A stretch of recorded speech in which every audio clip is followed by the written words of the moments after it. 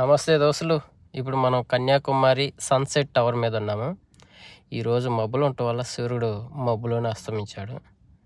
కానీ మీరు వచ్చినప్పుడు మాత్రం దయచేసి ఈ టవర్ ఎక్కకండి.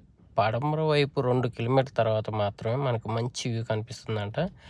అక్కడికి వెళ్ళి మీరు ఒకసారి ఈ వ్యూని చూడండి, చాలా బాగుంటుంది. ఇంకా ఇక్కడ అరేబియా, బంగాళాఖాతం అనే పిల్ల సముద్రాలు, హిందూ మహాసముద్రం అనే పెద్ద సముద్రంలో కలిసేది కూడా ఇక్కడే. నెక్స్ట్ ఈ స్టాచ్యూ ఏమో మన తమిళ కవి తిరువల్లువారిదంట. ఇంకా ఇక్కడ వివేకానంద మెమోరియల్, జీసస్ చర్చ్ కూడా చాలా ప్రసిద్ధి. ఫ్యామిలీ టూర్కి చాలా బాగుంటుంది. వీలైతే ఒకసారి ప్లాన్ చేయండి.